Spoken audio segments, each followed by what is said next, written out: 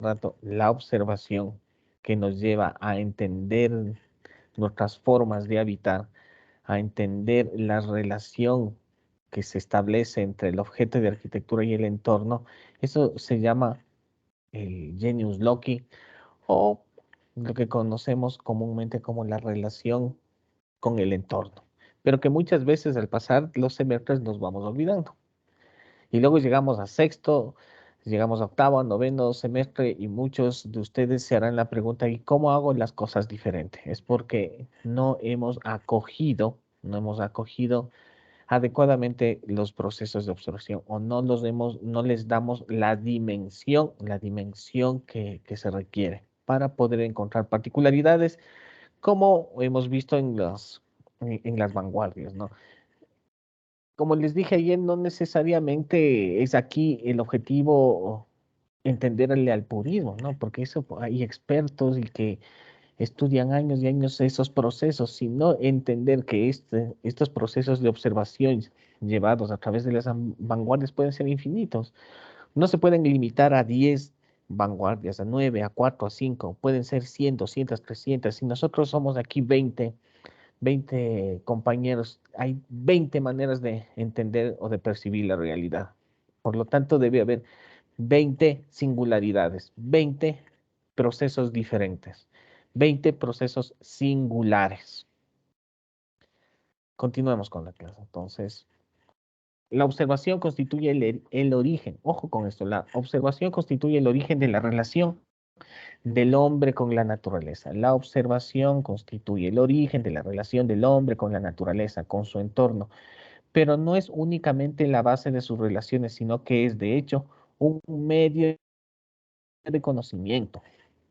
Desde este sentido, las expresiones de cualquier cultura, arte, tienen un cimiento sólido en este proceso de observación. Desde este sentido, las expresiones de cualquier cultura, su arte, su arquitectura, tienen un cimiento sólido en este proceso de observación. Y voy a repetir de nuevo, desde este sentido, las expresiones de cualquier cultura, su arte, su arquitectura, tienen un cimiento sólido sobre este proceso de observación. Este proceso de observación da como resultado las formas de habitar de cada una de estas culturas. ¿Por qué? Porque están descubriendo la particularidad de ese lugar concreto, del lugar concreto que ocupan en el mundo. Nosotros vamos a entender, vamos a observar desde estas particularidades, desde estas formas de ocupar el espacio, de estas formas de habitar, vamos a entender desde el arte, la prehistoria, la edad antigua, la edad media y la edad moderna. Aquí, como vamos a encontrar singularidades, vamos a encontrar también cosas comunes a todas estas culturas. Hay cosas comunes. Las cosas comunes para cada cultura se las denomina o van a decir, no, es que esto es universal. Siempre van a ver, nuestra cultura es universal. Claro, hay de cada cultura hay cosas particulares y cosas comunes. Esas cosas comunes a cualquier cultura se denomina como elementos universales. Por ejemplo, en cualquier cultura de la prehistoria está presente el recinto, o mejor conocido como patio. En la edad antigua está el patio, en la edad media está el patio, en la edad moderna está el patio, en la arquitectura en Roma está el patio, en la arquitectura inca está el patio, en la arquitectura de las culturas mesoamericanas está presente el patio, en las culturas de la China está presente el patio. El patio es un elemento constante en las culturas, como elemento de organización espacial. No pertenece a nadie, es universal. Pero esos patios tienen diferentes significados en cada cultura. Tienen formas diferentes de ser ocupados. Entonces hay cosas universales y cosas particulares.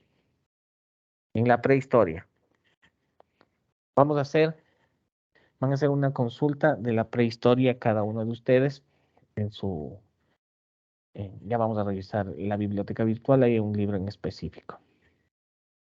El arte prehistórico comprende una serie de elementos elaborados por el ser humano durante la prehistoria y que han servido a los siglos para llegar hasta nosotros. En esta categoría entran tanto las pinturas rupestres del Cuaternario como el arte paleolítico o las construcciones megalíticas, también llamadas ciclopias, piedra. Repito, en esta categoría entran tanto el arte prehistórico, las pinturas rupestres del Cuaternario, como el arte paleolítico o las construcciones megalíticas, también llamadas ciclopias. Podríamos decir aquí, es el arte de la piedra. Como es evidente, el arte prehistórico es una categoría muy amplia donde se encuentran manifestaciones plásticas y visuales de distinto tipo y procedencia temporal.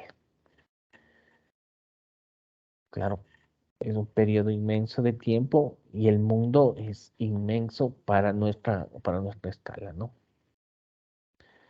Los periodos, en la edad de piedra, ustedes en el colegio se habla de esto, ¿no? También, edad de piedra, la edad de metal.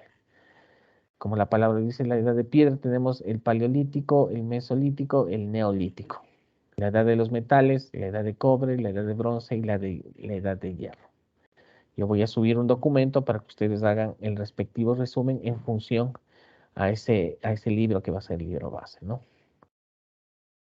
La edad de piedra, el paleolítico, son sociedades nómadas y seminómadas. Miren, aquí hablamos de una transición. Entonces, quizás los procesos de descripción históricos de las diferentes culturas comienzan cuando el hombre se convierte en sedentario, ¿no? Vamos con eso. Entonces aquí tenemos sociedades nómadas y seminómadas, es decir, comienza esa transición, ese cambio entre las culturas nómadas y las culturas sedentarias, ¿no?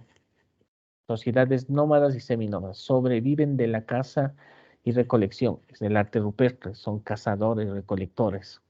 Poblaciones nómadas, sociedad igualitaria. Aquí hay que ver esto, ¿no? Mucho, la organización del espacio arquitectónico, la sociedad del espacio que suple ciertas necesidades, depende de las formas de organización de cada cultura, de las formas de organización de cada cultura.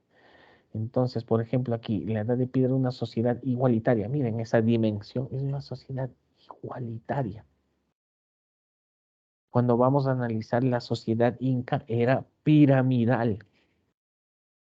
La sociedad inca era piramidal. Estaban acá el poder, están en los incas, el poder de los incas, y la base, el resto de personas, ¿no? No podían subir aquí. Era una sociedad igualitaria. Entonces vemos muchas veces cuando hablamos de los periodos del prehistórico decimos, ah, no, pero pueden ser los hombres en formación y a veces desdeñamos, ¿no? Pero miren, sociedad igualitaria. Realizaban útiles con piedras talladas, huesos y astas, ¿no? Comenzaron a enterrar a sus muertos hace 80.000 años. Miren eso, ¿no? El enterrar a los muertos ya significa algo, ¿no? En el Paleolítico Superior se iniciaron las primeras representaciones artísticas. En el Paleolítico Superior iniciaron las primeras representaciones artísticas, arte rupestre y arte mobiliar, es decir, todo lo que es utensilios. Como hablábamos, aquí estamos saltándonos, ¿no? Aquí no hay una línea de tiempo, organización. Entonces, en las clases anteriores hablábamos, por ejemplo, de Pablo Picasso, ¿no? Esos procesos de abstracción. Entonces, ¿qué entendemos por esos procesos de abstracción? Cuando entendemos la realidad desde una particularidad. Y aquí una cosa, abstracción no es sinónimo de limpiar. Ojo, no es sinónimo de limpiar. Muchas veces pensamos que abstraer es quitar cosas. No, no. Es hacer a un lado ciertas cosas para entender la totalidad. La totalidad. Es decir, no eliminamos. Muchas veces nosotros pensamos que la arquitectura es simplificación, es una simplificación, y no es así. Ya veíamos ya veíamos en esta comparación, ¿no? esta comparación cuando hablábamos del miedo al vacío y aquí estos espacios sumamente limpios, ¿no?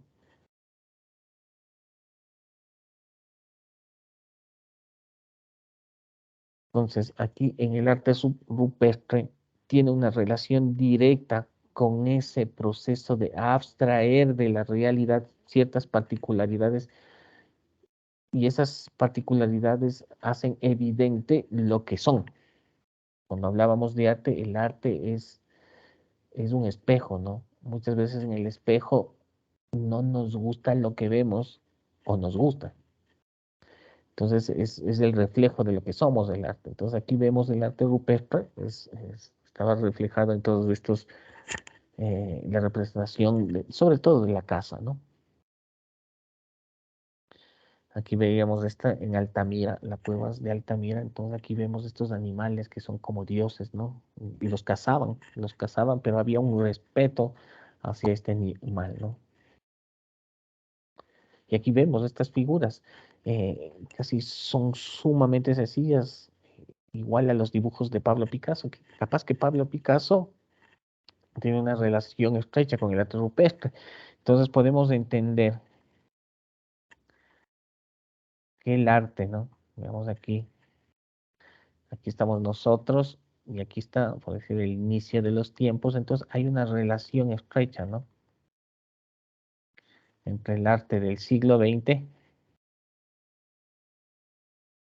aquí está el antes de Cristo y después de Cristo y milenios atrás, ¿no? Entonces hay una relación estrecha en esas formas de representarse y en esos procesos de abstracción que han estado siempre presentes en la forma de pensar del hombre, ¿no? Aquí podemos ver estas cuevas, estas representaciones de la casa, ¿no? Que vuelvo, insisto, parecen obras de vanguardia, parecen obras de principios del siglo XX, parecen las obras de Jean Miró. Vamos, acá creo que no pusimos Jean Miró. Por eso, inclusive a Jean Miró, hay muchos críticos que dicen que lo que hace Jean Miró no es arte, ¿no?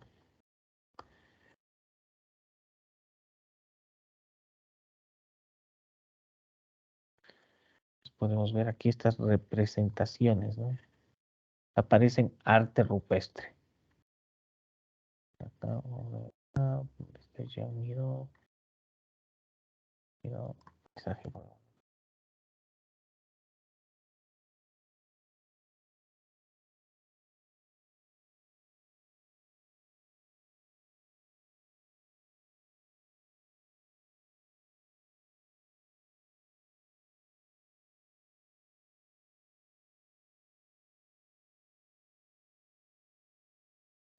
Discúlpeme, siempre voy a...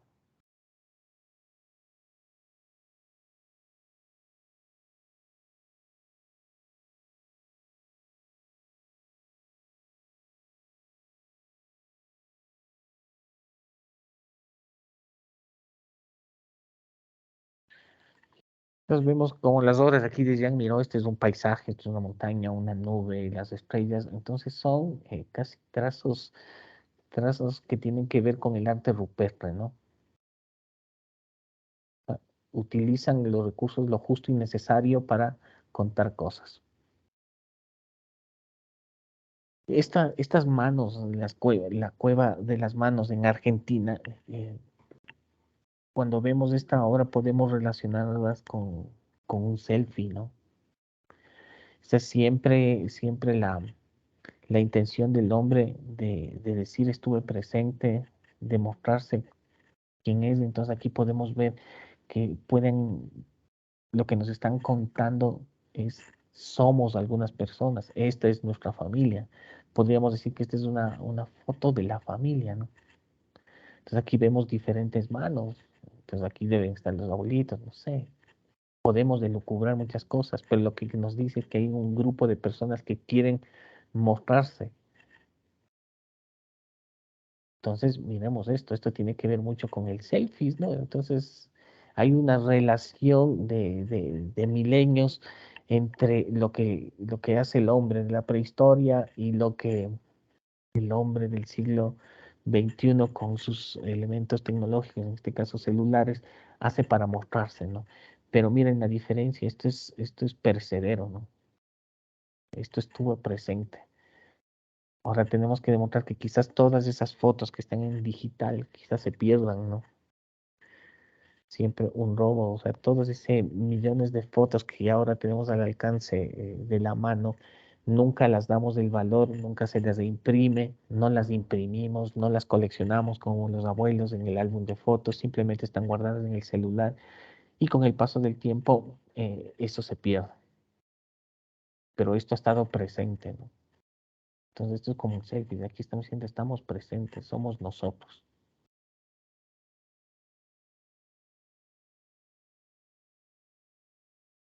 Aquí están en el Orinoco, en Venezuela, siempre está en la representación de la casa, ¿no? Los animales y vemos en culturas alejadas por un océano, ¿no? Esto es en España, ¿no? Esto es en España. Entonces vemos el mismo tipo de representación, el hombre cazando, el hombre sobreviviendo, en el acto de sobrevivir y dándole valor a ese animal. En unos casos ese animal se vuelve un dios, ¿no? Hay un respeto a ese animal. Y miren, aquí hay un océano que separó a estas personas y aquí vemos representaciones similares, no iguales, similares, pero aquí están los animales presentes.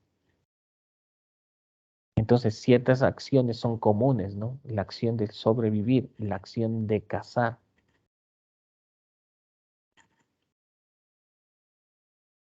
Aquí vemos acá por la zona de la Suay, entonces aquí estos animales, ¿no? Podría ser, no sé, un mono, este mono representado de ciertas culturas, entonces tienen esto, y vemos que sobre todo en el Amazonas, el mono está presente de manera constante, ¿no? Y para ciertas culturas debió haber tenido otra, una carga simbólica más fuerte. Y el hombre, ¿no? En la acción de cazar, es una constante, ¿no? Y hay océanos, hay continentes que separan a estos hombres.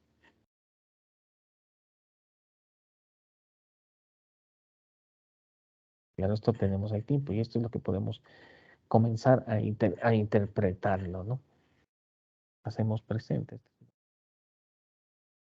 Otras constantes, claro, aquí vemos las acciones son el cazar, el animal sagrado, la fertilidad.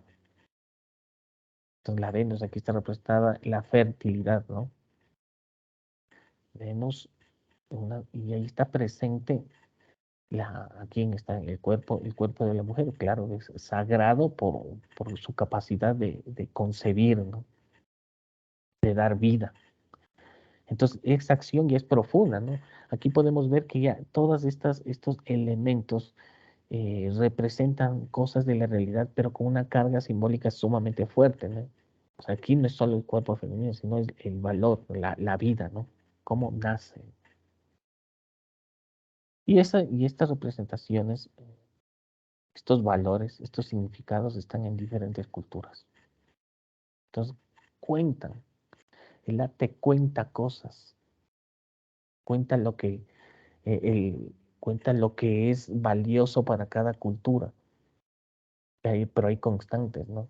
El animal, el animal sagrado, la casa, el verse reflejado en un elemento, mostrarse, aquí la fertilidad, la vida. Entonces son significados profundos. Por eso es cultura, porque aquí vemos el reflejo de una forma de habitar, de una forma de entender su realidad, de una forma de entender la vida. Entonces, he ahí, he ahí la necesidad del arte, ¿no? Entonces, si la arquitectura es arte, entonces la arquitectura es nos, la arquitectura por sí nos muestra la relación que tiene el hombre con su entorno. Por eso hablamos en arquitectura implantación, implantar. Y esa palabra implantar también tiene relación con la palabra imponer. Pero claro, esa implantación responde a unas lógicas que son únicas, que son particulares de ese lugar. Y claro, y cómo se organice ese espacio dependerá del cómo, de las formas de habitar, de las formas de relación social de cultura a cultura. Por ejemplo, en ciertas culturas, aquí en la cultura mesoamericana, las mesoamericanas, claro, vivían, voy a hacer un dibujo, ahí había unidades, me invento acá, separadas. Aquí vivían los solteros. Entonces aquí vivían los papás, los padres con los niños.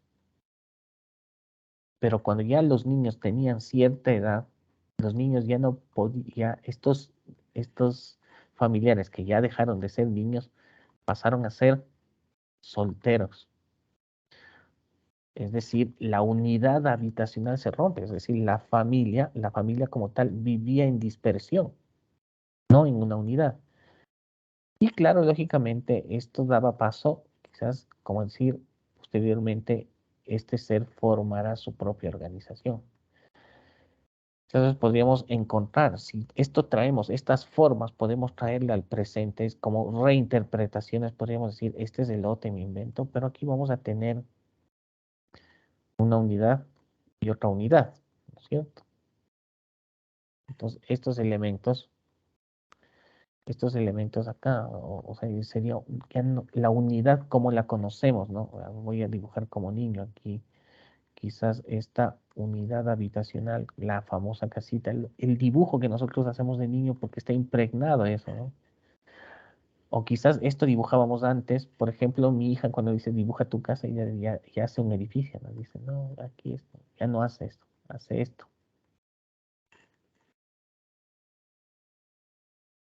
Pero es una unidad. Acá los niños, me imagino, de estas culturas dibujarán no una, sino dos elementos. En su lugar, dos elementos. Esto podríamos reinterpretar, podríamos traer de nuevo, sí. Son pautas. Acá, sigamos.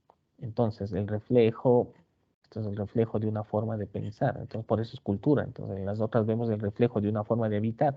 Por eso la arquitectura es arte. Aquí vemos que ya también se hacen utensilios, no sé, armas. Aquí podemos ver este cuerno. Hay diferentes elementos, ¿no? Y aún así, estos elementos, acá tiene ciertas incrustaciones, ciertos tallados en los cuales muestra, por ejemplo, aquí está un animal, ¿sí lo ves? Quizás es el cuerno de este mismo animal. Este cuerno salió de este animal. Nos está contando, ¿no? Quizás esto, ¿de dónde es? Para que el niño inocente le va a preguntar a papá, ¿y este hueso de qué animal? Es del que está tallado aquí.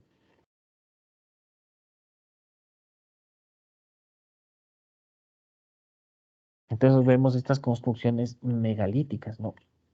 Siempre cuando vemos, por ejemplo, la isla de Pascua, y nosotros cuando tenemos,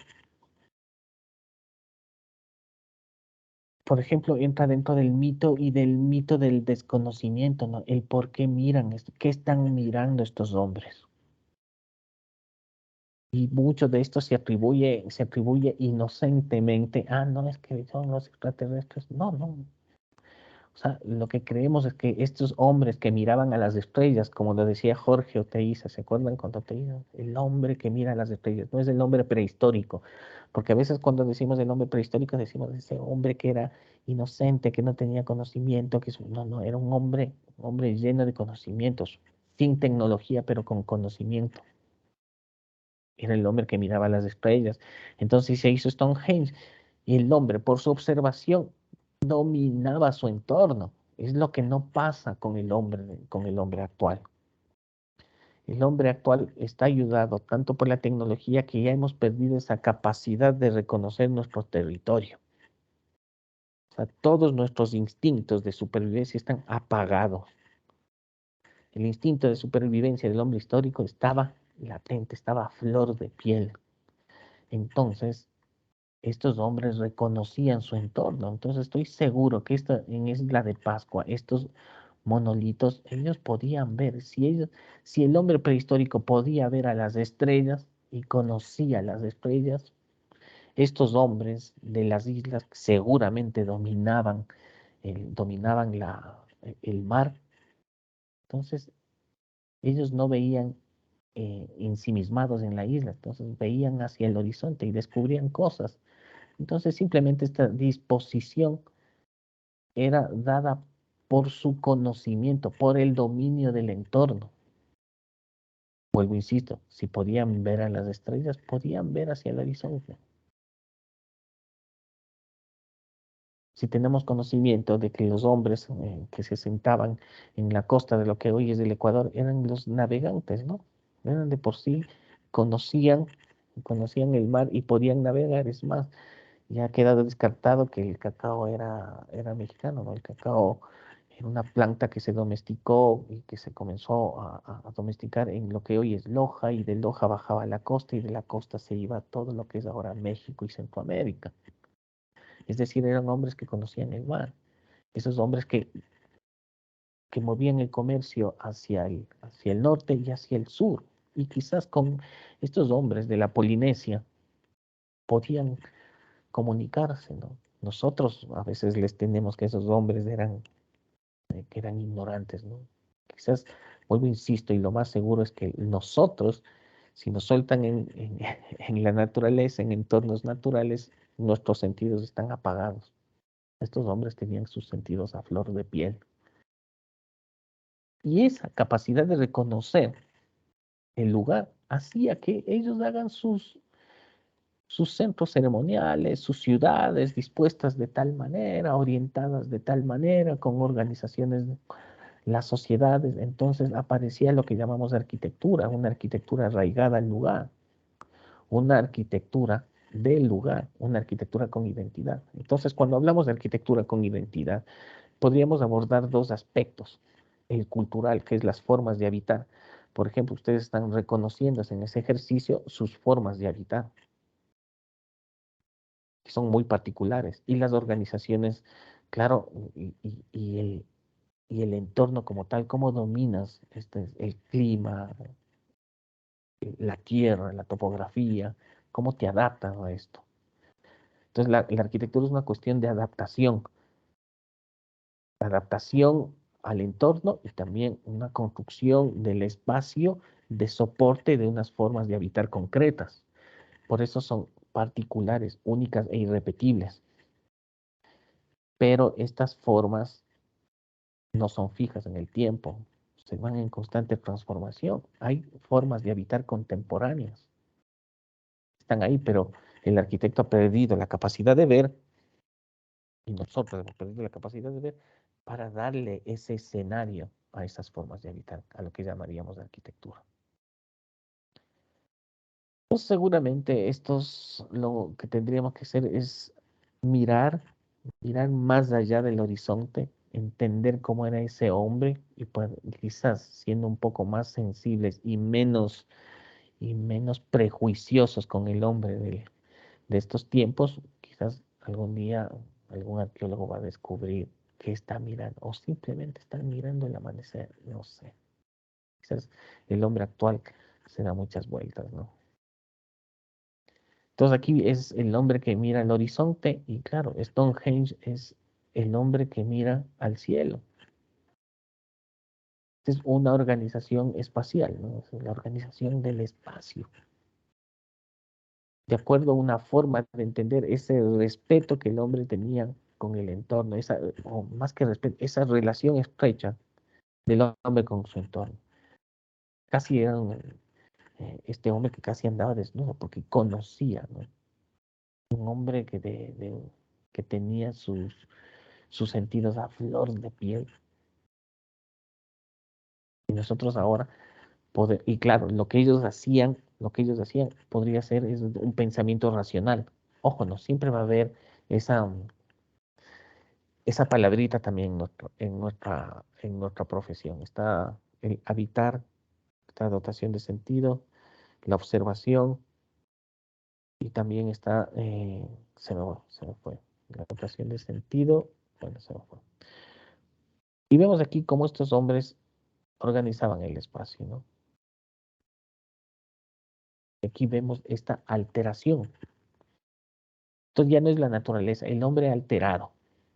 Por ejemplo, en esta imagen son las mismas piedras del entorno, pero el hombre la ha dispuesto de determinada manera para determinar un punto específico en el territorio, y eso es lo que es la arquitectura, alterada. Este, esto que estamos viendo en la imagen ya no es naturaleza, ya no es naturaleza. Aquí hay una alteración, aquí hay una ocupación. La arquitectura es una ocupación, es un elemento intruso. Y claro, mientras se van desarrollando las técnicas, ¿no? ¿Ah? Y los significados van cambiando. Esto está en Bolivia, ¿no? Esto está en Bolivia, en Tiahuanaco, entonces vemos diferencia de cientos de años. Pero aquí vemos cómo estos hombres disponen los elementos, trabajan el material. Y claro, ¿no? Volvemos a ese riesgo cuando pasamos ya de, de la admiración, ¿no? O sea, de decir que estos hombres, ¿cómo fueron capaces de hacer eso? A veces pensamos que este hombre no fue capaz de hacer eso y nos vamos a imaginar cosas descabelladas, ¿no? Los extraterrestres, ¿no? Qué cosas.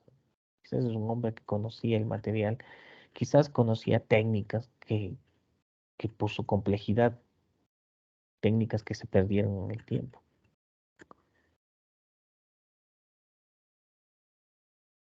Yahuanaco. Y claro, hay un orden, aquí ya comenzamos a ver un orden. Aquí, por ejemplo, vemos el recinto, lo que hablamos, el patio. Ya vemos ciertos elementos que tienen una carga simbólica, que nos da un orden social. Y claro, esta afectación, volvemos desde el tiempo, desde la prehistoria, y regresamos un año acá al siglo XX. Vamos a entender cómo nosotros eh, tomamos las referencias. Siempre hablamos de la referencia en arquitectura. Siempre cuando vamos a hacer algún proyecto hay una referencia. Y claro, la primera manera de apropiarnos de la referencia es hacer un control C, un control V, porque estás descubriendo eso. Muchas veces, a veces tenemos el miedo a la palabra copiar, pero hay una diferencia. Hay el control C, el control V, el copiar eh, sin reflexión. Por ejemplo, los músicos. Los músicos aprenden cuando están en el conservatorio, claro, ellos tienen que aprender música académica, entonces están estudiándole a Beethoven, cómo fue Beethoven, cómo vivió Beethoven, en dónde vivió Beethoven, cómo era la sociedad donde vivía Beethoven, cómo era eso, cómo eran las relaciones sociales, para entender por sí, ubicarse, tratar de ponerse en los pies de esa persona y entender el por qué tocaba de tal manera. Y cuando se entiende el lugar, cómo vivió, las influencias sociales, los fenómenos sociales, la política, luego a replicar lo que tocaba. Entonces ya el músico se traslada en el tiempo a ese lugar, se pone en la posición de Beethoven y luego recién comienza a tocar y luego toca y luego aprende y luego dice, "Ah, no, esto es porque quizás estaba sintiendo esto". Y así de todos los maneras. Entonces el músico toca, copia, entonces está haciendo un acto de copiar, de recoger los pasos de estos artistas. Lo mismo es en arquitectura. Cuando hablamos de referentes, es recoger los pasos. Pero ¿cómo recogemos los pasos? Es redibujando, pero de una manera consciente. Por eso sus profesores te mandan a ver, vamos a analizar cualquier obra de Le Corbusier, pero tú tienes que tratar de dibujarle y luego decir, a ver, esta obra de qué tiempo es, cuántos años tenía Le Corbusier, ah, era adolescente, ah, estaba en la flor de la esencia de la máquina de habitar, era un Le Corbusier joven. ¿En qué tiempo? En la Francia, en la Francia ocupada, ah, no estaba en la Segunda Guerra Mundial. Entonces ya te sitúas en ese tiempo. y luego vas dibujando, recogiendo lo mismo hacen los músicos. Y cuando ya comprenden eso, cuando ya comprenden, después de eso, comienzan a hacer su música. Lógicamente va a estar influenciada, va a haber cierta influencia. Lo mismo es en la arquitectura. Existe un pensamiento intuitivo observado en las manifestaciones artísticas y es la percepción de que todo en la naturaleza está intrínsecamente relacionado. El camino que lleva a esta certeza es la observación. Todo está relacionado. Aquí veíamos el porqué de esta distribución. Es un punto sagrado, es un punto de observación, es un punto que a través del caminar, volver a reconocer el lugar una y otra vez, hasta que dices, no, en este sitio vamos a determinar un espacio para observar las estrellas. O cuando estuvieron estos pobladores de la isla de Pascua al ir a pescar y quizás estar observando una y otra vez y luego esa transmisión de información de generación en generación hizo que se hicieran estos elementos con cierta disposición específica, única e irrepetible. Entonces aquí están reconociendo el lugar y dependiendo de lo que te dice el lugar, se coloca estos elementos. Ese acto también se hace en arquitectura. Eso que nos hemos olvidado.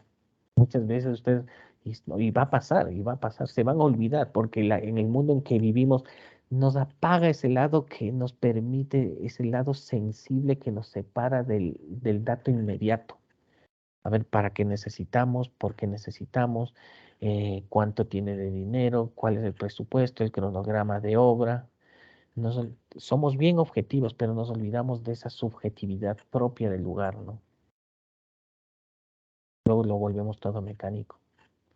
Y luego nos preguntamos por qué todos lo repetimos de manera igual.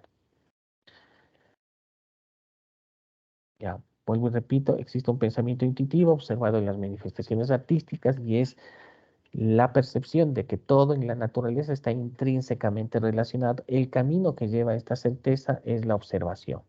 Nosotros tenemos que aprender a ver, a reconocer y reconocernos esas dos cuestiones. A reconocer torno y reconocernos cómo habitamos, cómo vivimos, nos relacionamos.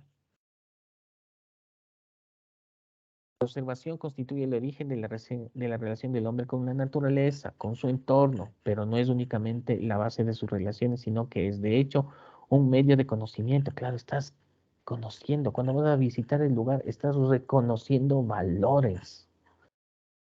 Muchas veces la acción de reconocer el lugar se la toma como un paseo. Bueno, puede ser un paseo, pero debe haber el momento de relajarse y el momento de tomar la cosa en serio. Porque si no, simplemente van a ser construcciones bien hechas, que también es lo mínimo que podemos hacer como arquitectos son construcciones bien hechas. Y como se dijo en clases anteriores, vemos a la ciudad, vemos un sinnúmero de construcciones, pero de esas, un bajo porcentaje son arquitectura. No hay arquitectura buena y no hay arquitectura mala. ¿Hay arquitectura o no hay arquitectura? O no hay arquitectura. Si no hay arquitectura, es simplemente una construcción. Ahí podemos diferenciarnos de los ingenieros. Los ingenieros construyen y hacen construcciones. El arquitecto hace construcciones con sentido del lugar, con sentido del lugar y con sentido de reconocimiento de las formas de habitar. Eso a nadie le interesa, porque no es parte de la disciplina, no le interesa al ingeniero, no le interesa al sociólogo, bueno, pero él reconoce cómo vive, pero no sabe cómo plasmar.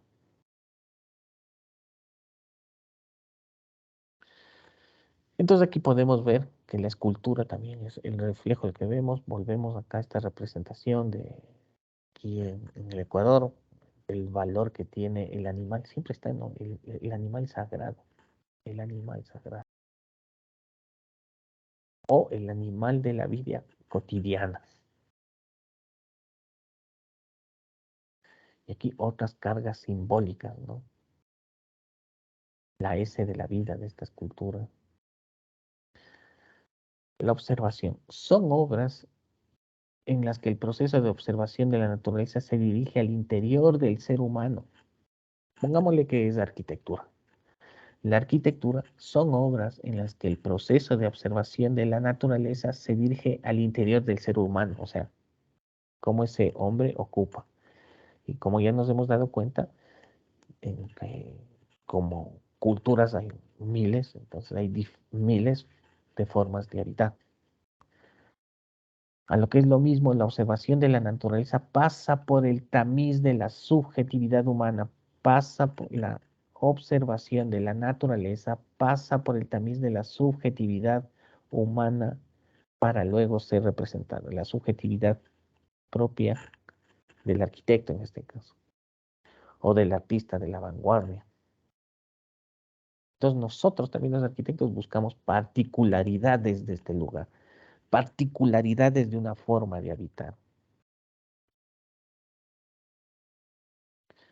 La capacidad de algunos artistas de aprender la realidad del mundo natural desde su propia perspectiva hace de ellos pilares esenciales de la sociedad.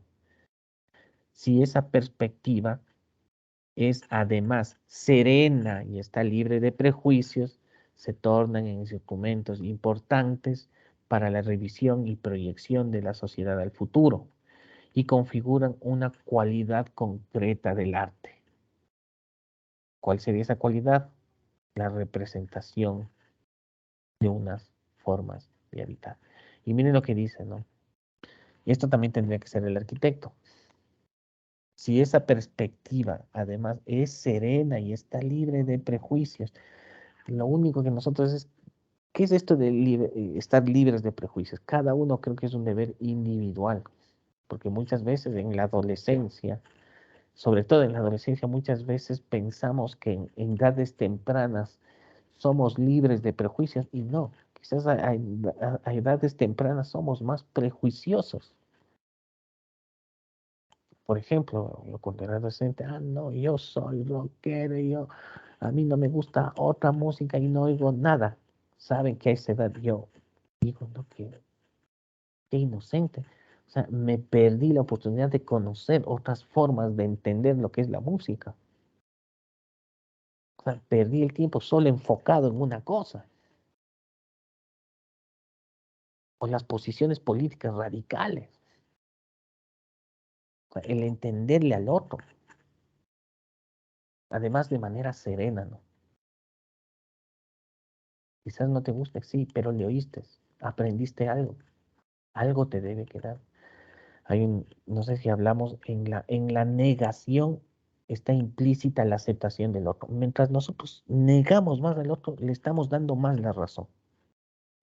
Por eso cuando nosotros neguemos a Le Corbusier, cuando se niegue, ustedes van a descubrir cuando vayan en su formación, unos, le odian a Le Corbusier y otros le aman.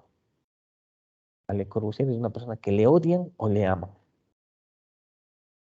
Entonces van a descubrir eso, pero ustedes van a ser los que descubran el por qué. ¿Por qué yo niego a Le Corbusier? En la negación está la aceptación. Ojo, en la negación está implícita la aceptación. Porque si yo niego algo es porque le conozco.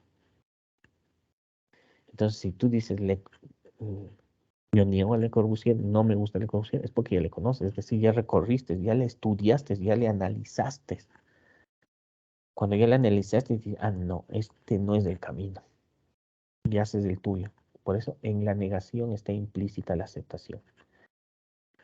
Entonces aquí, por eso aquí hay que liberarnos de esos prejuicios de toda índole, ¿no? Voy a leer de nuevo. La capacidad de algunos artistas de aprender la realidad del mundo, desde su propia perspectiva, subjetividad, hace de ellos pilares esenciales de la sociedad, pilares esenciales de la sociedad. Es si esa perspectiva es además serena y libre de prejuicios, si es serena y libre de prejuicios, se tornan instrumentos importantes para la revisión y proyección de la sociedad al futuro. O sea, tenemos que regresar a ver para proyectarnos al futuro, reconocernos. Y configuran una cualidad concreta del arte. La cualidad concreta del arte es que es el reflejo de lo que somos. El arte es el reflejo de lo que somos, es un espejo. Y muchas veces cuando nos vemos en el espejo o nos gusta o no nos gusta lo que vemos. Vamos a hablar un poquito del land art, que es una alteración del paisaje. Este grupo de artistas de la década de los 70 del siglo XX son unos arquitectos que abandonaron, arquitectos, son artistas que abandonaron las salas de exposición, los talleres, los museos, las galerías, salieron, buscaron otros entornos, otros lugares de, otros lugares de, de, de alteración, de trabajo. Y en esa búsqueda, lo que produjo es que casi se volvieron arquitectos. Ellos se tomaron desiertos, trabajaron en desiertos, trabajaron en lugares abandonados, en fábricas abandonadas, en, en minas abandonadas, en todo lo que el hombre de hoy podría denominar como desechos, como lugares en deterioro. Y ustedes ya cuando suban van a encontrar que muchas de la arquitectura, el objetivo es recuperar esos espacios subutilizados, es volverles a la maquinaria de consumo. Pero esa construcción esa construcción de significados la irán dando ustedes. Pero ahora vamos a ver cómo ellos. Bueno, los artistas en los 70 se produjo un fenómeno, ¿no? Todo comenzó a entrar en crisis. Todo lo que hablamos de la crisis de las instituciones, de la crisis de la familia, de la crisis del Estado comenzó en los 70. Entonces, claro, va a parecer un periodo largo, ¿no? Pero si hablamos de la crisis, ¿se acuerdan que hablábamos de un periodo de 500 años que es desde el Renacimiento en nuestros días? Entonces estamos hablando que estamos en esa transición y quizás comenzó o explotó o comenzó ese proceso de transformación, de quiebre, de transición, de cambio de forma de pensar en los 70. Y sobre todo con un fenómeno especial, es que hasta los 60 todo era estructurado, todo era perfecto. Todo estaba bien delineado, que es el papá, mamá, familia, hijos, trabajar, estudiar, formar una familia. Todo estaba ordenado. Pero en los 60 hubieron fenómenos sociales que rompieron esos procesos, ¿no? Y sobre todo uno que van a consultar, por favor, Pamela, todos van a consultar, que es el Mayo 68. El Mayo 68 fue una revolución. Una revolución. Y van a descubrir. Y esa coincide con y la próxima clase hablamos del Mayo 68 como fenómeno de transformación de pensamiento. Entonces, a partir de esa detonante en los 70, claro, todo entró en crisis. Los arquitectos entraron en crisis, los artistas entraron en crisis. Entonces, los artistas que estaban acostumbrados a las galerías, a los talleres, dijeron, ya estamos cansados de esto y vamos a buscar otros lugares de trabajo. Y se fueron y se tomaron estos lugares abandonados, subutilizados, en deterioro. Y comenzaron a darles un nuevo sentido. O sea, se tomaron el papel de arquitectos, porque el arquitecto es aquel que da sentido a las cosas, entendiendo las formas de pensar y entendiendo al lugar y sus cualidades. Leo, numerosos artistas sienten la necesidad de dejar de lado los objetos artísticos tradicionales para comenzar a trabajar sobre el ambiente, o sea, sobre el territorio, como los arquitectos. No buscan ambientes ideales, eso sí, y esto también es un prejuicio que hay que romper. Por ejemplo, dicen, no buscan ambientes ideales. Y lo que hace el arquitecto siempre es idealizar. Ah, no, el campo. Ah, no, es que en la casa, en la playa, la casa en el medio. No, ambientes idealizados. Por ejemplo, yo podría decir, si a ustedes les dicen, ¿saben qué arquitecto usted tiene que hacer las oficinas de Maceo? ¿Y dónde van a ser las oficinas de Maceo? En el botadero de basura. Claro, uno se va a quedar así, "Oh, ¿en el botadero? Sí, ahí en el botadero, ahí al lado, porque ahí tienen que trabajar. Entonces, ¿tú qué dices? Y ahí comienza un proceso de reconocer el lugar. Vas, llegas y el basurero, tienen esos olores. Entonces hay una contaminación visual y hay una decisión. la negación. Es la arquitectura de la negación porque acepto que tiene esos valores, pero los niego. Entonces y vuelves una arquitectura introspectiva hacia adentro. Es una arquitectura que se vuelca hacia el interior, porque siempre pensamos que la arquitectura debe volcarse hacia el exterior. Pero en esta situación extrema, en un lugar no ideal, en un lugar radicalmente contaminado. Entonces, eso es lo que hicieron los artistas de Langar, irse a basureros.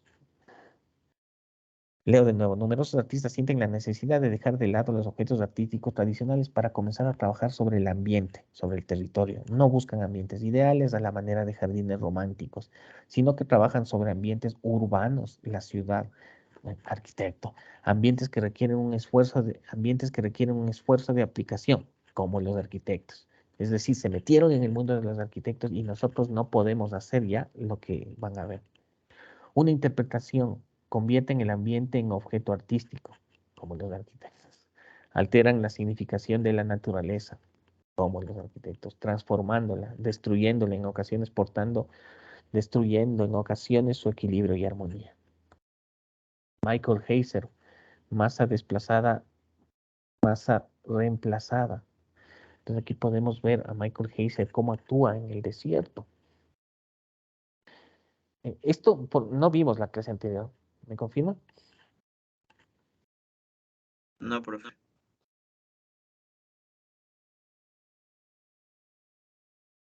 Entonces aquí hacemos un pequeño, es como ustedes están haciendo estos juegos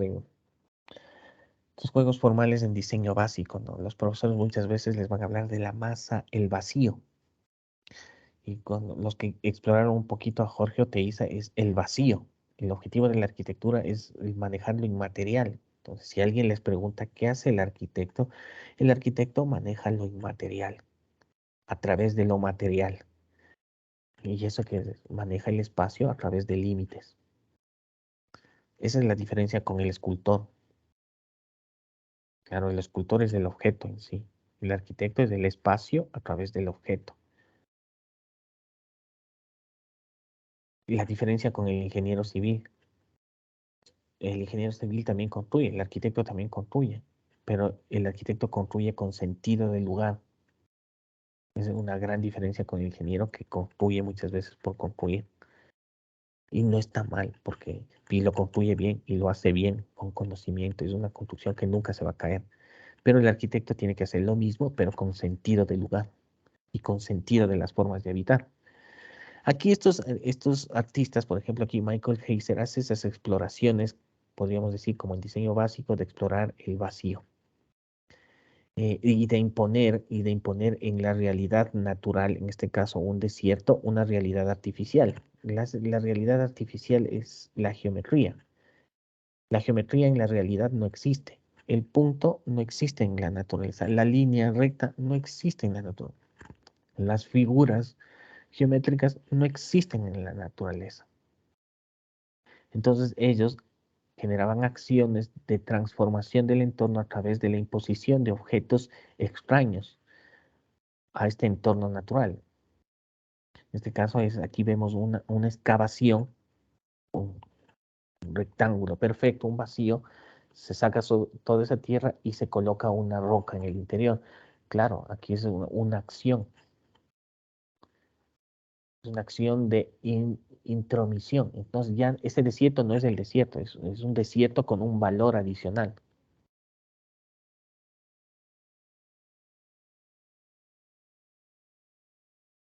Y claro, cuando nosotros vemos, parecen estas arquitecturas o estas esculturas del arte paleolítico, ¿no? Del arte del hombre prehistórico, ¿no? Este parece un Stonehenge, tiene que ver mucho con Stonehenge, tiene que ver mucho eh, con estas arquitecturas prehistóricas de América, ¿no? Entonces, vemos de esto y decimos, "Ah, ¿no?". Pero aquí es esto, hay una dotación de sentido por intromisión. Está cambiando el sentido del lugar por la presencia de este elemento. Y eso es lo que pasa en la arquitectura. La arquitectura dialoga con el entorno y claro, y muchas veces ese diálogo no tiene por lo general no busca la mimetización. Ustedes van a enfrentarse también con ese concepto, mimesis. Para algunos arquitectos, la mimetización no existe. Cuando aparece la arquitectura, se altera el lugar. Pero si no quieres alterar el lugar por respeto, por aspectos ecológicos, lo mejor que puedes hacer es no construir. Entonces la mímesis es un maquillaje de la arquitectura, podemos decir. Esto, lo que estoy diciendo ahora sí, no me, es una observación propia de mí, ¿no? Yo considero que la mímesis es un acto de ocultar lo inocultable. La arquitectura tiene que verse, pero sí la arquitectura tiene que buscar el equilibrio con el lugar. ¿Y cómo se busca el equilibrio con el lugar? Simplemente cuando este objeto, que llamamos arquitectura, habla del lugar y no habla de sí mismo. La arquitectura debe hablar del lugar, no de sí mismo. Centinelas. Y claro, se da ese valor adicional, ¿no? Aquí hay esta singularidad. Claro, aquí en estas podríamos entender que son una simple acción de descubrimiento del vacío a través de desplazamientos y comenzar experimentaciones. Pero acá en esta acción ya hay un significado, hay una dotación de significado. ¿Se acuerdan cuando veíamos las caras de estas estatuas de la isla de Pascua, ¿no? Entonces podría decir que aquí Michael Hayes lo que decía es, voy a hacer quizás lo mismo que la isla de Pascua, que quizás estos hombres que veían al horizonte estaban cuidando el mar. Entonces aquí estos centinelas están cuidando el desierto. Pero claro, aquí hay una composición. Sí podemos ver aquí hay una línea horizontal, hay un predominio en el desierto, hay un predominio de la línea horizontal entendiendo en términos de geometría el lugar, ¿no? Hay un predominio de la horizontal y claro, estos elementos se hacen evidentes porque rompen esa horizontalidad con la verticalidad. Y claro, hay una influencia directa de estas arquitecturas de la prehistoria, ¿no? Entonces también se busca esa carga simbólica, eso que ya nos hemos olvidado. Nosotros hacemos una casa y no hacemos más. O sea, es la casa, es una casa. 4 dormitorios, jardín, patio, casa. Si por ahí le piensas la casa del perro y se acabó. Pero luego vemos y nos preguntamos por qué, cómo hago las cosas diferentes. Luego aparece un arquitecto del siglo XIX llamado Frank Lloyd Wright y te dice la casa de la cascada. La casa de la cascada. ¿Qué dice Stephen Cole? La arquitectura tiene que hablar del lugar. La casa de la cascada. Entonces ya nos están, ya ustedes van a ver la Frangora y la Casa de la Cascada, entonces esa arquitectura depende del lugar. Si no hay la cascada, si no hay ese bosque, esa casa no sirve, o sea, no existe. Entonces ya se arraiga. Entonces aquí lo simbólico está, por ejemplo, aquí en haber dado un nombre. En los centinelas, es casi como una metáfora, ¿no? Estos elementos verticales son soldados o son hombres que cuidan el desierto, al igual que las esculturas de la isla de Pascua. Hay un sentido simbólico. Ese sentido simbólico, los arquitectos los hemos perdido. Como Frank Lloyd Wright, la casa de la cascada. Nosotros siempre hacemos la casita. ¿Y qué más? Aquí están los centinelas. Richard Long, el círculo de Cotopaxi, ¿no? Entonces aquí este artista se viajó por el mundo, claro, alterando. Entonces voy a hacer una cosita para que me vayan a entender.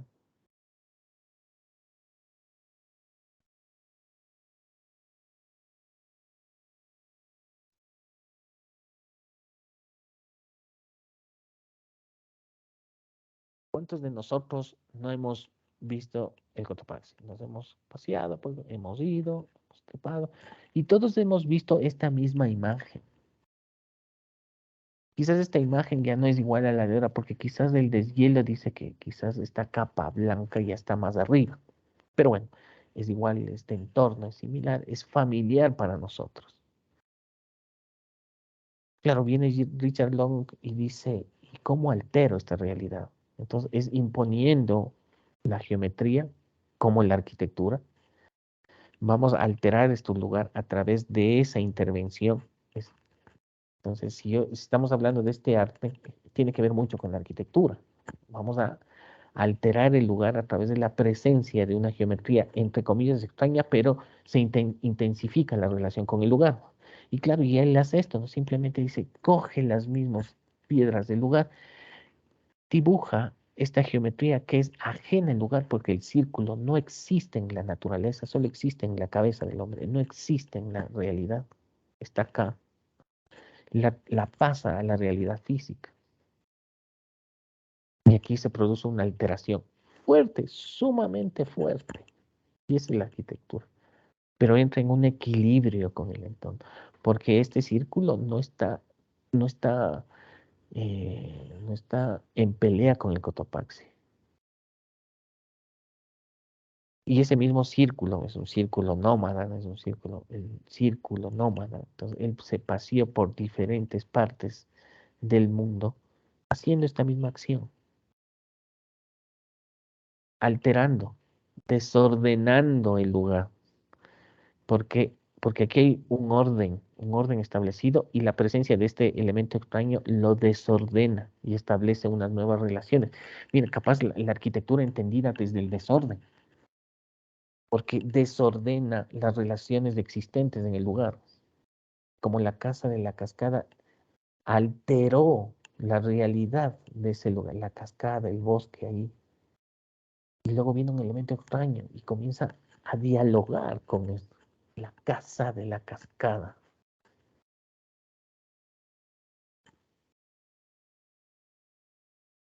¿Sí han visto la casa de la cascada? Sí, profe. Entonces aquí tiene que, es una intrusión, es un elemento que está alterando esa realidad. Vemos una fotografía que nos habla un poquito más del lugar, que no solo la casa, porque la casa habla del... Entonces miren acá, hasta el fotógrafo, ¿no?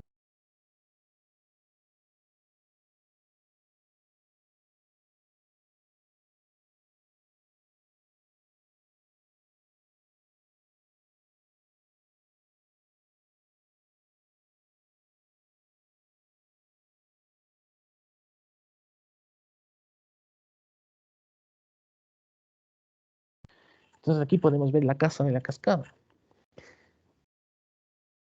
Entonces aquí vemos cómo Frank Lloyd se apropia del lugar, entra a buscar un equilibrio. Miren, no se esconde, es una casa que no se esconde.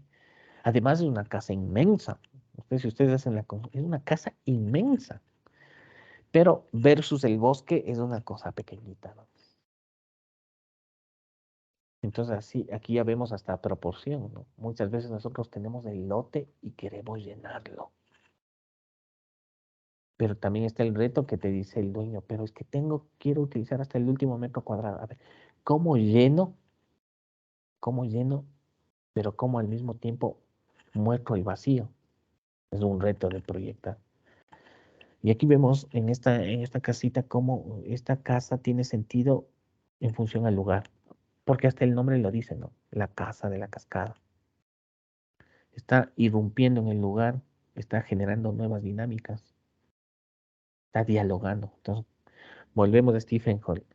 La arquitectura tiene que hablar del lugar, pero a Stephen Hall es un arquitecto muy reconocido, pero su arquitectura no dice nada del lugar. Esa frase le queda corta. Eso es lo que hacen los artistas de desde la visión de la arquitectura y el arte paleolítico, el arte de la prehistoria, es un arte muy, es un- son unas alteraciones muy sugestivas y muy de dotación de sentido, místicas, podría así decir, casi místicas, ¿no? Así como estos ejemplos, ¿no? El mesolítico, la transición. Entonces aquí vemos en el paleolítico, estábamos a punto, entonces aquí el mesolítico es la transición Sociedades establecidas, sociedades sedentarias. Entonces, miren cómo ya tenemos aquí hombres que se asientan.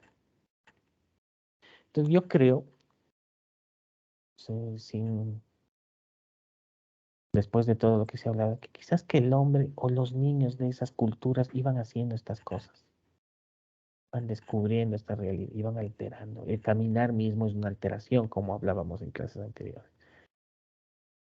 Mesolítico, transición, ya son sociedades establecidas, sociedades sedentarias, es decir, el hombre ya comienza a transformarse en lo que es ahora, ¿no? Este hombre de la destrucción. El hombre desarrolla trabajos especializados, de arquitectura, carpintería, etcétera, son agricultores y ganaderos, entonces ya se modificó, ya pasamos de una modificación espiritual. Esa Stonehenge es casi es una estructura para mirar a las estrellas, entonces tiene mucho de espiritual, o sea, no de necesidad concreta de guarecerse o de sobrevivir, que es la agricultura. La agricultura es una acción del hombre más terrenal, no más para con su cuerpo, pero hay también esa acción espiritual y esa hemos perdido.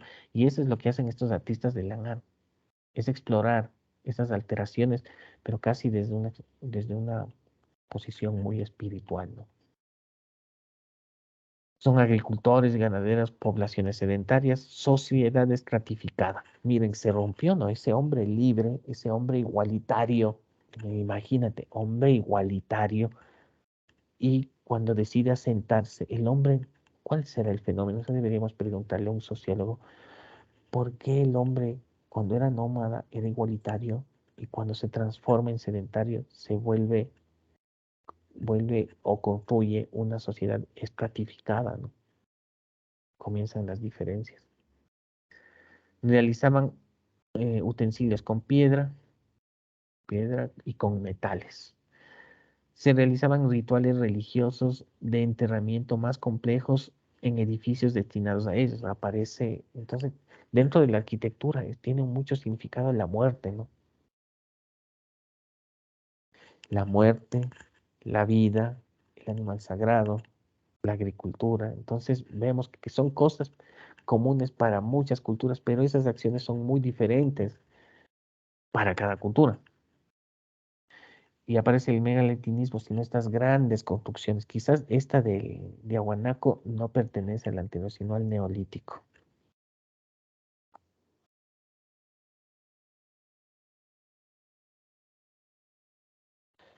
Vamos a hacer una pausa, por favor. Nos damos unos 10 minutos, ¿sí? Para rematar la clase. Sí, profe. 10 minutos. 18, 19, 6:30 para rematar la clase.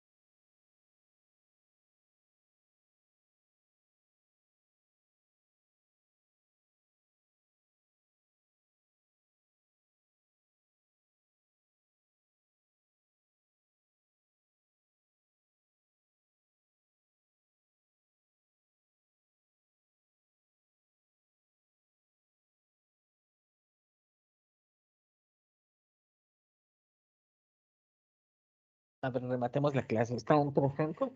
¿Arranco?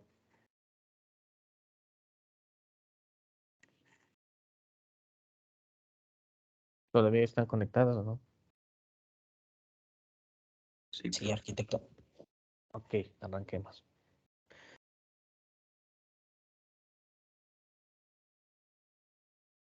Ya. Entonces ahí está el landscape y estos artistas de los 70 que robaron el papel de dar sentido a los objetos que ocupa el hombre. Landscape, alteración del paisaje. El landscape es una palabra que pretende sintetizar la idea de intervención, como el arquitecto, por medio de una aproximación artística cuyo propósito no es reproducir o inventar unas formas. Ojo, que este es el error que caemos nosotros. Ojo con esta frase. El área, aquí intervención por medio, es una intervención por medio de una aproximación artística cuyo propósito no es reproducir o inventar unas formas. ¿Qué eso hacemos los arquitectos ahora? Reproducir unas formas, que hacemos como un transformer, ¿no? Cogemos y comenzamos a escudar. Y esos son los primeros ejercicios de diseño básico y está bien, ¿no? Porque estamos descubriendo la forma, pero eso no es arquitectura todavía. Una próxima, repito, es la idea de una intervención por medio de una aproximación artística cuyo propósito no es reproducir o inventar unas formas, sino capturar unas fuerzas. Capturar, eso es lo que debe hacer un arquitecto. Capturar la esencia del lugar, capturar unas fuerzas. Porque si solo reproducimos formas, estamos en la apariencia. Y lo que nosotros tenemos que buscar es la esencia, no la apariencia. La arquitectura también, bueno, la arquitectura nunca es banal, ¿no? La arquitectura es esencia. Si pasa a la apariencia ya no es arquitectura. Es simplemente una construcción con un valor superficial. Entonces veamos cómo vamos, ¿no? Nosotros podemos hacer construcciones buenas, que es positivo, lo mínimo que tiene que ser un arquitecto, un constructor, un ingeniero civil que también construye, un ingeniero mecánico que también construye. Lo mínimo que tiene que ser en estas construcciones es que sean estables, ¿no? Lo mínimo, ¿no? Luego puede tener cierta apariencia, que es en lo que nos quedamos nosotros. Hacemos la construcción y le damos una apariencia, un envolvente, le envolvemos en un velo de apariencia. Mientras que la arquitectura nace del interior. No digo función, ojo, no digo función. Nace de una fuerza interna que se consolida como un objeto disciplinarmente construido y tiene un significado. El espacio a descubrir. Por ejemplo, aquí tenemos casi arquitecto, ¿no? Es un James Turrell. Entonces vemos como esta intervención en una montaña, ¿no? Entonces, ¿cuántos de los arquitectos que hemos visto como Frank Dorray en las montañas, Le Corbusier en las montañas? Pero este es un artista. Y claro, y no es una casa, simplemente es un espacio de observación. Y volvemos a, eso, a esas formas primigenias, ¿no? Que es mirar al cielo. Es que estos artistas exploran la parte espiritual, no la parte de necesidad concreta, que sea una casa, que sea una industria, que sea una escuela, que son cosas concretas, ¿no? Si nosotros en algún semestre les dicen, vamos a hacer un espacio espiritual, tú te quedas pensando, ¿y para qué? ¿Por qué? Ah, una iglesia. No, un espacio simplemente para observar, solo para observar. Y nos quedamos así, solo para observar. Claro, porque estamos objetivizados, solo queremos algo objetivo que tenga una necesidad concreta. Quizás esto no necesite, pero sí necesita este hombre que busca lo espiritual, no es el lado, cuando digo espiritual, no tiene que ver nada con la religión. Y hace esto. Control del espacio, no de la forma. Nosotros nos quedamos en lo que vemos, no eso que vemos, eso que producimos nos genera sensaciones. Por ejemplo, aquí se actúa, este artista actúa sobre sobre edificios existentes. ¿Cuántos de ustedes no van a construir sobre edificios existentes? Pero este artista lleva al límite, ¿no? Dice, confundir el método de construcción con el de demolición. Demoler. Vamos a demoler para construir. Y aquí vemos este Gordon Mataclar, este artista chileno-americano, ¿no? Chileno-norteamericano. Entonces, miren, busca relaciones, genera dobles alturas, perforaciones. Son espacios. Pero está utilizando lo que nosotros sabemos hacer, pero con otro sentido. Pensábamos más en vacíos metafóricos, huecos, espacios sobrantes, lugares no aprovechados. Por ejemplo, los lugares en los que te paras para atarte los cordones. Es espacio. Lo que el arte tiene ahora en sus manos son materiales mutantes que no requieren llegar al extremo de acabarse en relación al tiempo o al espacio. Es arquitectura. Es arquitectura. Llegar al extremo de acabarse en el tiempo. Nosotros hacemos la arquitectura desechable. ¿Cuál es la arquitectura desechable? Ah, no, somos una casita, pasa el tiempo, ya no se entra en la casa. Cuando se construye con tanto, se construye algo tanto a través de lo subjetivo y lo objetivo, eso se transforma en arquitectura y trasciende en el tiempo. Robert Morris. Mira, este es un recinto, este es un patio. Este es un patio que es un espacio que es constante en diferentes culturas, pero entendido de diferentes maneras, utilizado para diferentes cosas.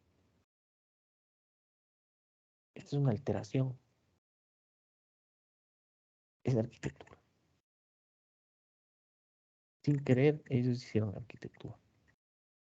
Primigenia, las huellas en el paisaje. Huellas en el paisaje. Es eso lo que hace el arquitecto, dejar huellas. Trabajar sobre estas, si ven acá esta gran maquinaria que son de las mineras, una minera abandonada que ya nadie quiere vivir junto a ellos porque está contaminada. Entonces ahí trabajan estos artistas. Y aquí hace esto, ¿no? Esta figura con esta roca. Es una imposición de una geometría. Es casi lo que luego se lo llevó a nivel comercial en Dubái, ¿no? Que hay estas palmeras. Pero eso se hizo en los 70, ¿no? Pero en lugares, esas acciones más profundas en lugares que a nadie le interesaba. Y claro, hay arquitectos. Cuando nosotros buscamos los valores, claro, ya cuando buscamos singularidades o cuando encontramos otros valores, ya los elementos físicos concretos, ya esos materiales ya se nos hace insuficiente para los sueños que tenemos. Cuando activamos nuestro lado subjetivo, los sueños comienzan a aparecer. Por ejemplo, aquí este escofidio, miren, hace esta arquitectura condensada, ¿no? Es una estructura que condensa el agua, pero ahí atrás está escondida la arquitectura. Es una nube.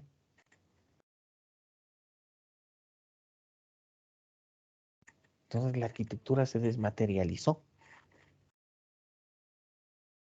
Entonces ahí se hace más evidente este, esta frase de Mies van der Rohe que dice, el objetivo de la arquitectura no es el objeto en sí, pero es su inevitable resultado, porque el objetivo de la arquitectura es el espacio, pero para llegar al espacio debemos delimitarlo y para delimitar tenemos que llegar a objetos físicos.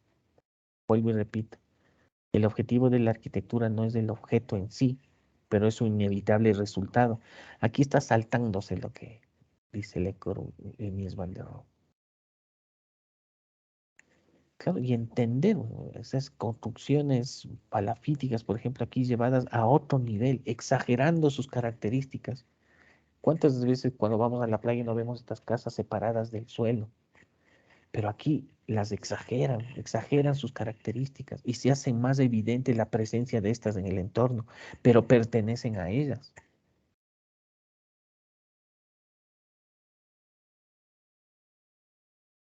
Este es un proyectito fantástico. Este es un arquitecto paraguayo que se llama Solano Benítez. Entonces lleva a otro nivel el significado, ¿no? Aquí, este es una tumba, o sea, pero ya no es la cruz, ya no es el mausoleo, pero es el espacio del papá que le gustaba. Y aquí él delimita un espacio y aquí riega las cenizas, regó las cenizas del papá y delimitó ese espacio donde regó sus cenizas. Y claro, nosotros, ¿cuántos en diseño básico no hemos llegado a esto? Sí, llegan a eso. Pero aquí llega a otro nivel porque anula la presencia de estas grandes vigas recubriéndolas de espejo, es decir, piensa en el material, no simplemente como su cualidad física, sino también como esas cualidades eh, psicológicas, ¿no? El reflejo. Entonces aquí, miren, aquí está oculto, ¿no? O sea, estas vigas están recubiertas de espejos y el resultado es una serie de reflejos. Ahí vamos de nuevo a la frase de Mies van der Rohe. El objetivo de la arquitectura no es el objeto en sí, pero es su inevitable resultado. Aquí está llegando a esa, a saltarse esa contradicción. Y es un espacio sumamente espiritual.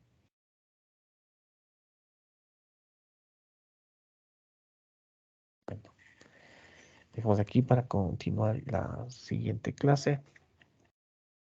A ver, vamos a ver si, vamos a ver. Miguel Lozano está tomando su café.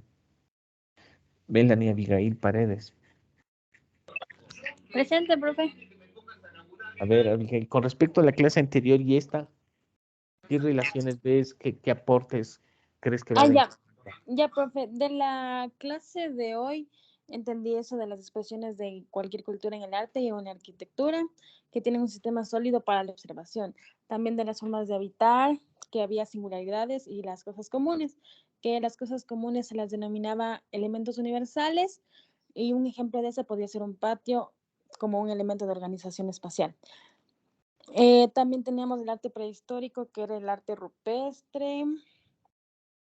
Pero Mm, bueno, y casi no te estoy diciendo que me digas un resumen, sino que, ¿Qué ¿cómo crees que entendí? esto te puede aportar? ¿En qué te aporta? ¿Qué entiendes? ¿Qué crees de lo que hablamos? Bueno, yo verá, profe, lo del sistema nómada que usted comentó, me pareció súper interesante que antes cuando eran nómadas eran unitarios, pero desde que se hicieron sedentarios se hicieron grupales, o sea, como sociedades así en grupos. Se Entonces eso me hicieron, llamó la atención.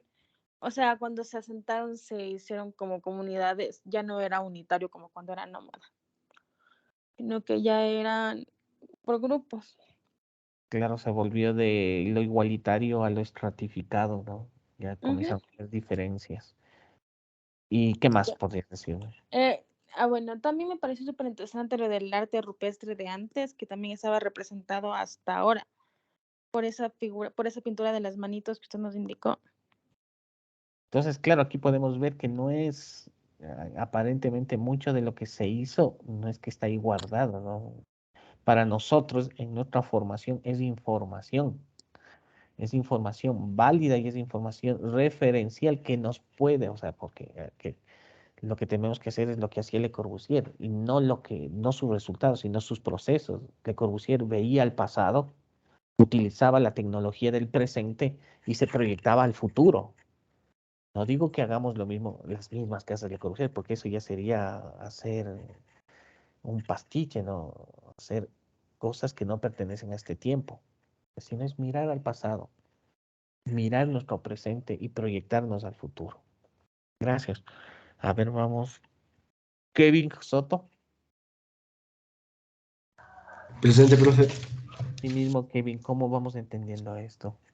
¿Qué Eh, crees que te va aportando la clase de ahora? eh, Me ha aportado mucho para tener un pensamiento eh, más amplio y variado acerca de los diversos estilos de arte y los diversos estilos que han ido existiendo a lo largo de la historia. ¿Por qué? ¿Por qué crees que te puede aportar?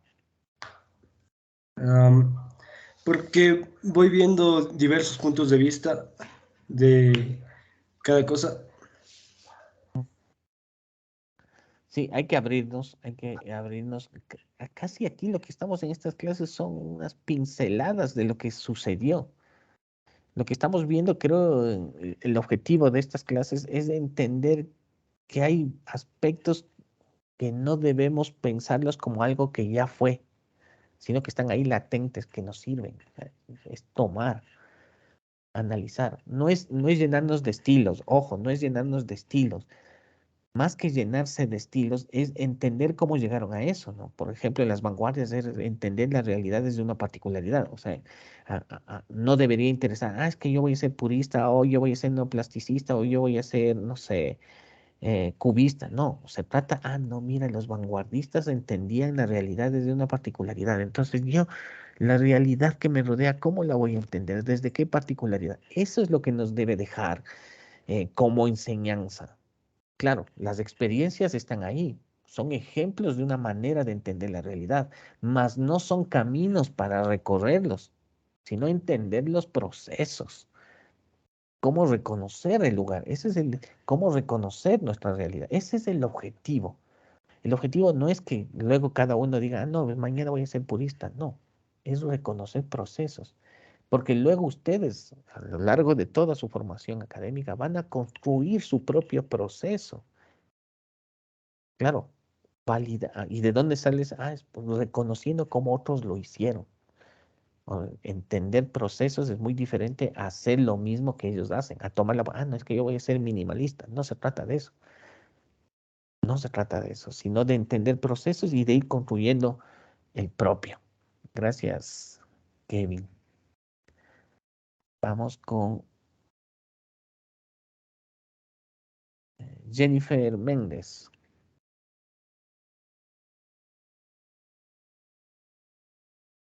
Ahí está en café.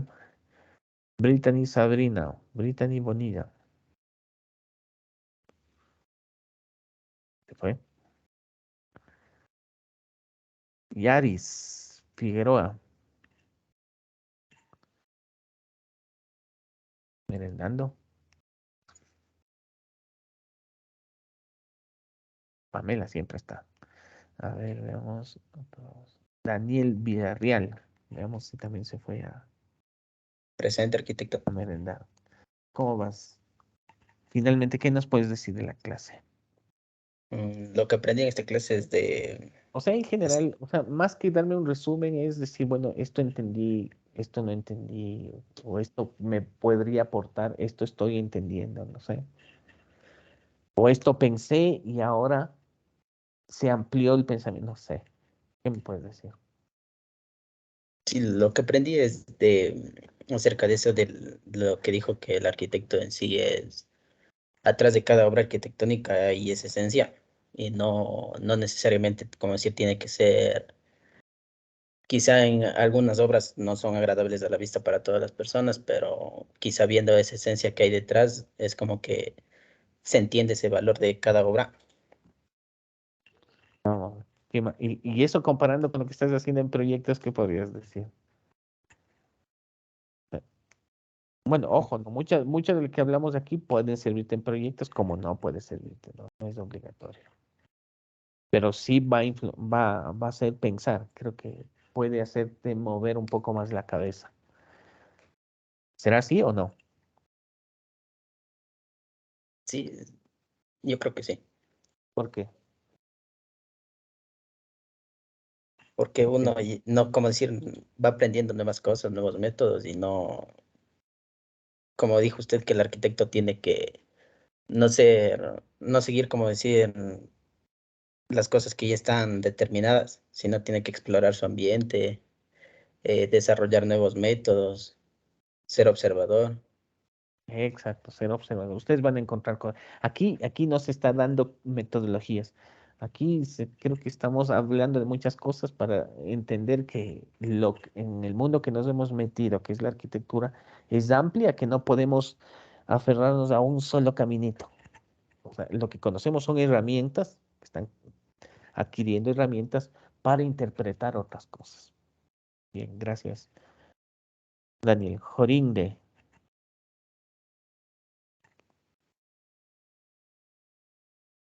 Jorinde Nájera también está merendando.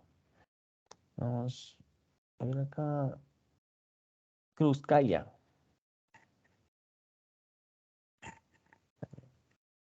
Yari. Sí, profe. Oh, Yari. Con lo que dijo lo último tu compañero, ¿qué opinas de eso? A ver, le escuché que un poco sobre el arte que, o sea, no para todos es entendible o no para todos puede ser bonito, dependiendo de la perspectiva de que le mire la persona. Entonces, refiriéndome a eso, podría decir que, y como dijo que se refiere incluso cómo me pasa eso a mí, podría decir que tal vez en clases de taller nos mandan a hacer diseños y uno, como tiene su forma de pensar, imagina que esto podría ser lo correcto, según mi perspectiva. Pero la profesora viene y nos dice, no es así, chicos. Entonces, a lo mejor podría pensar que si la profe no entiende bien mi concepto o que estaría haciendo yo mal, eso podría No, no es que pasar. estás haciendo algo mal, quizás estás transmitiendo mal la idea. Ah, Entonces, exactamente. por eso, eso es lo que es, cuando vemos estas obras de arte, o sea, son obras tan concretas que nos están transmitiendo algo, porque es conocimiento. Entonces, quizás en el proceso estamos mostrando, no somos claros en cómo estamos disponiendo los elementos para mostrar lo que pensamos. Y proyectos es muy diferente a lo que acá es muy abierto. Acá estamos hablando de cosas muy abiertas. En proyectos, en cambio, es más concreto. En proyectos están aprendiendo estrategias. Entonces, la profesora que está ahí es dándote unas estrategias. Entonces, claro, ahí la evaluación es más cerrada. Pero por esa misma forma de que esas estrategias ya están determinándote ciertos caminos, ahí está la habilidad de quien proyecta para con esa misma herramienta que te están dando en proyectos, poder abrir ¿cómo te puedo decir? No es abrir, es disponer los elementos para con el mismo lenguaje o estrategia que te están proponiendo utilizar, contar cosas. Entonces, sí, en proyectos es más. Por ejemplo, en proyectos, sí, y abajo, delimitamos. Somos más, acotamos más porque estamos aprendiendo estrategias. Pero luego, claro, o sea, tú tienes que aprender esa estrategia y, y claro, eso sí, entender que no es el único camino. El próximo semestre aprenderás otra estrategia, otra forma de pensar. Y luego así en los 10 semestres que tengas. El objetivo es que vayas estructurando en el camino con el apoyo de las otras materias. Ya vienen después proyectos, perdón, ya vienen construcciones, ya vienen estabilidad, ya vienen otras que te van ayudando a conjugar todo lo que has aprendido y a marcar tu propio camino. Sí, Yari. Sí, El, profe. er- el error que podemos cometer es pensar que es el único camino. Y el error también que podemos cometer es que no nos gusta. A veces va a haber cosas que no nos gusten, pero hay que aprender. Y aprendes y luego dices, en el próximo semestre, eso no me gustaba y luego le encuentras el sentido. O si no, luego digo, este no gusté, pero con este otro proceso que aprendí acá, no, entonces vas jugando. La cosa es que ustedes sean más dinámicos, o sea, vayan acogiendo, o sea, ser más abiertos, ¿no? Abiertos a diferentes formas de pensar. Y a veces no nos va a gustar ciertas cosas. Bien, Gary, Neke, a ver, bueno, finalmente, pero veamos si no está alguien más. A ver, Pame, para rematar la clase, ¿qué nos puedes decir? No, o Pame también, ya se fue. Sí, profe, Dime. sí, también a mí me llamó la atención sobre el pensamiento intuitivo, o sea, de que la percepción de que todo en la naturaleza está intrínsecamente relacionado. Claro, y ahí la arquitectura entra, ¿no? Cuando tú alteras eso, si nosotros decimos que todo está intrínsecamente relacionado, lo que nosotros con arquitectura estamos metiendo, imaginémonos que eso que llamamos intrínsecamente relacional es una cadena. Y claro, la arquitectura va a romper esa cadena y a formar un nuevo eslabón, a formar parte de esa cadena. Eso es la arquitectura. O sea, imagínense en romper algo sumamente fuerte, que es la realidad natural, la realidad artificial en esta que llamamos ciudad. Claro, es sumamente difícil alterar, romper y adaptarse. Entonces, claro, ya en esa frase es sumamente fuerte para entender la profundidad de lo que es nuestra disciplina cuando estamos interviniendo en un lugar concreto. ¿Qué más, Pame?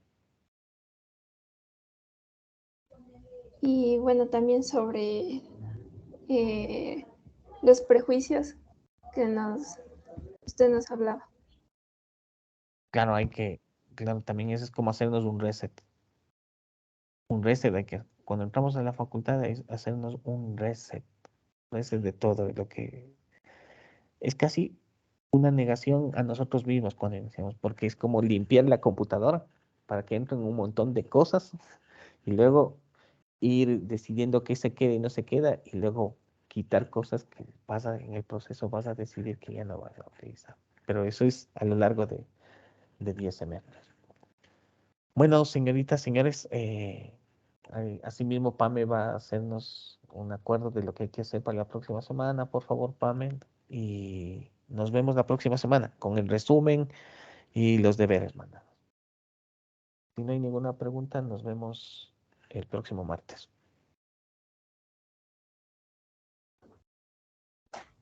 ¿Listo?